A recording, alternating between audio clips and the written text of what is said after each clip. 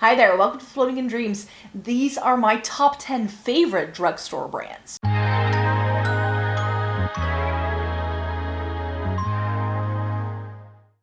Welcome to everybody watching today. Thank you so very much for joining me.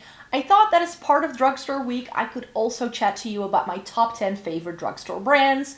Some of these you hear me talk about all the time. Some of these are a bit lesser known perhaps, or aren't part of my channel all the time, but I still love them. So that's why I still wanted to include them anyways. So let me chat to you about my top 10 favorite drugstore brands. And I say top 10 favorites, but I have one honorable mention just because I feel like NYX, because that's the brand I'm talking about, is sort of like they do a lot of really good things, and NYX for me is a brand that I used to love so much back in the day. Like I had all these like little NYX singles, I tried their blushes and their bronzers. They do some really good complexion products from time to time, but with NYX, it can take so long for their new releases to get here. There is now a new skin tint out, which I swatched in store the other day, and it felt really interesting. Like that's something that I'm like, I might try that. And of course, those buttermelt bronzers and blushes have really put them back on the map. So I'm really excited for NYX at the minute. This is like the only thing I currently really have from NYX in my collection, and one of the bronzers and one of the blushes from the buttermelt line. But I think I need to dip my toe back into NYX. I really have to try some more things by them, I feel. So NYX is a brand that I'm sort of like keeping an eye out for, and they could potentially be one of the 10 brands that I really enjoy. But yeah, NYX is one of those things where I'm like, yeah, they have a really solid base and they do some lovely things, but it's not always what I'm looking for per se. So I just filmed another video, so that's why if some of these products you saw the other day, that may be why. But I need to get these three obvious ones out of the way first because I do videos with these brands regularly. I love all three of these brands. I love testing out their products for you guys, and I try them out all the time. And some of them, like some of the products these brands do, are just my holy grail, tried and true. I use them in different categories across my makeup collection all the time, continuously, because of that. And of course they are Essence, Catrice, and Kiko. Three European-based drugstore brands that I just enjoy. Essence and Catrice are sister brands. In case you didn't know, they are both owned by Cosnova. That's the name of the mother company, and that's why both brands sort of work in a similar vein. It's just that Essence is targeted more towards a younger demographic, and Catrice is targeted towards a slightly older demographic. That's why you get different products in the lines, but they both do regular limited editions. They both do a 6-month update every year, and that's what I always film videos with. And then whenever they do like new lipstick launches and stuff, I do dedicated videos with that. So I'm always testing out new Essence and Catrice, it seems, and it's just one of those brands that I just go back to all the time. Now, not everything they do works. Like sometimes I get new releases in and it's like, that feels a little bit gimmicky.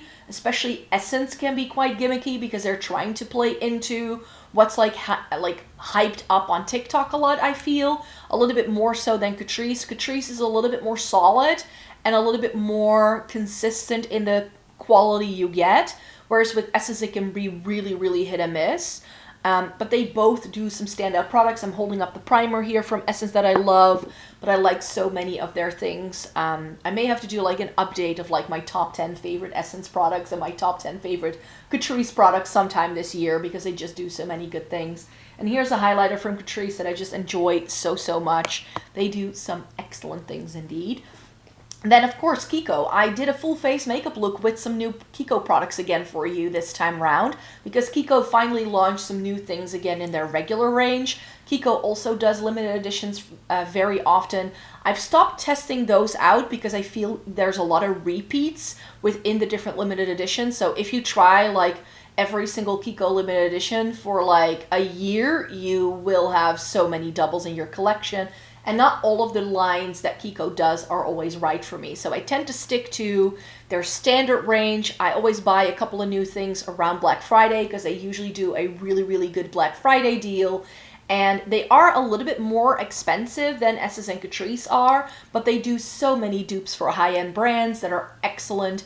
Kiko is an Italian-made drugstore brand, and a lot of luxury brands like Hourglass, Lisa Eldridge, Laura Mercier, Charlotte Tilbury, like a lot of those products are made in Italy, and that's why there are so many dupes within the Kiko range, and that's just what's going on there. So I definitely feel that Kiko probably shares a manufacturer with some of these high-end brands, and Kiko being expensive for drugstore, like I feel their line is like between the 15 and 20 euro mark very often, which is expensive for drugstore. But then when you compare it for how much these other brands go for, it's like a third or sometimes even a lot less than the price point that these high-end brands go for. So if you want to see more Kiko, then I would like to refer you to that video I did last Tuesday, and it's the look I'm wearing today on my face, in case you were wondering. So yeah, Kiko is another excellent one. Then I have a couple of brands that I do try from time to time, or that I have tried and true things from, but that I don't get to mention all the time. Not because there's anything wrong with them, but it's just because I either have less access to them, like Essence and Catrice and Kiko, I can get to so easily, and that definitely sometimes goes into these things. For instance, I really enjoy ColourPop. Whether you consider ColourPop a drugstore brand, yes or no, I think depends on your location, but if you're in the US, then I think ColourPop is pretty easy to get. So I do want to include them here. I like a couple of their products. They are standouts.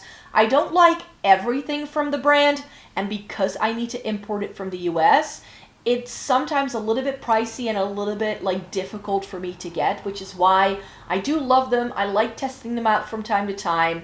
I have found my tried and true favorites like the Super Shock that I'm holding up here that I just think are so excellently done, and that it's truly unique to the brand as well. So I definitely think that now that ColourPop has slowed down a little bit with the new releases, I definitely still think that their new releases aren't that exciting. So I haven't bought too many new things from them in some time. And it's not as if anything that they've come out with recently is currently on the wish list to potentially buy around Black Friday, but that's sort of how I do the whole ColourPop thing. I buy it for Black Friday, make sure I get a deal, and then I make sure I get free shipping, and then I stay under the amount of money where you have to buy, like pay for additional custom fees, and then I feel it can be worth it provided I have enough products that I would want to get. So yeah, there are a couple of standout products that I really enjoy from ColourPop that I couldn't live without. So they are a top 10 favorite for me for sure, but not everything works. And I feel that way about e.l.f. as well. I think e.l.f. can do really good things. I really enjoyed their Earth and Ocean palette, for instance. Had to declutter it this time around because it got a little bit old. And with e.l.f., as much hype as they get, they do some excellent things. And what I have found is that I prefer the products by e.l.f. that aren't hyped up. So from time to time, I like to dig through. We now have e.l.f. in the Netherlands, but again, our releases are a little bit behind. So whenever new things are announced, we always have to wait a bit for things to come here.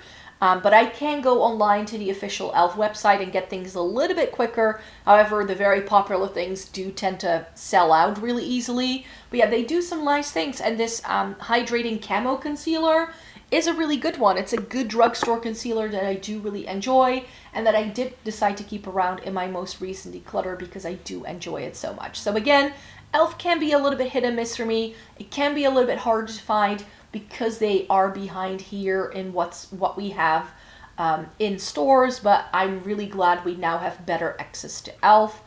Because I think that makes it easier for me to test out more.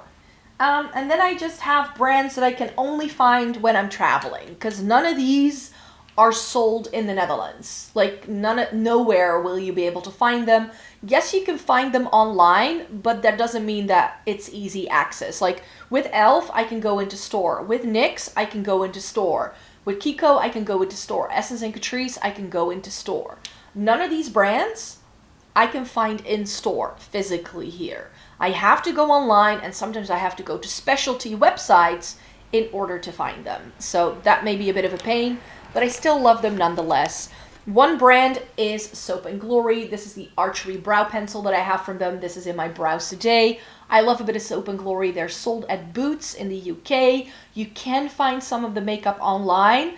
I just tend to pick it up whenever I'm in the UK, which is usually once a year. I go to London like once a year usually, so that's why I have easy access to it, because I travel sometimes. But that's Soap and Glory. I like some of their products a lot. It's especially the brow pencil. Like I always, whenever I'm in the UK, I pick up extras because it's like the only brow pencil I love. Another brand I really enjoy is Wycon. I found this in Italy. They are also an Italy-based brand. I believe they're from Naples.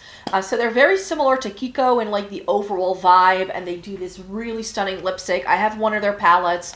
I found them when I was in Florence. I have found out that they do a website that does ship internationally, so I could pick up more from the product, from the brand if I want to. But like Kiko, they are a little bit more expensive, so I would want to see things in store before I decide to pick things up. So it may be a good reason for me to like plan a trip to Italy sometime in the next year or so to be able to find some more Wycon, because I would love to try more from the brand. I feel very similarly about this brand. This is Mina, and Mina is a Spanish brand. I finally found an entire gondola when I was in Spain, in Valencia last year. That was excellent, but I have been buying them online. Zalando, Notino, these big like conglomerate websites do sell them. But again, over here, they're not sold in store. I believe they are in Superdrug in the UK though. So that's where I've also been able to pick up some products from time to time. Like Wycon and Kiko, they are a little bit more up there in price. I feel that's sort of like a thing here in Europe. Like brands can be really, really good, but they're always a bit more expensive than your like Wet n Wild, Elf, Essence and Catrice stuff. But they do really good lipsticks. I love a couple of their lip products, and they do some really excellent complexion products as well. I'm slowly inching my way through this line because again, they are a little bit pricier. And then some US-based brands. I believe both of them are US-based. Milani is made in Italy, but it is mainly sold in the US. The eyeshadow primer is a standout. I love their Color Fetish lipsticks. I can find them in store when I go to the UK because Boots and Superdrug sell them. But I have tried most of my Milani products historically from trips when I've traveled to the US. I think Beauty Bay sells them online as well, but I tend to buy them from Boozy Shop mostly, which is a Dutch makeup site. And then we have Revlon, which I need to go to England for as well in order to find it. Revlon was taken off the Dutch market about a decade ago or so, so they haven't been sold here in a long, long time. And again, they are more US based.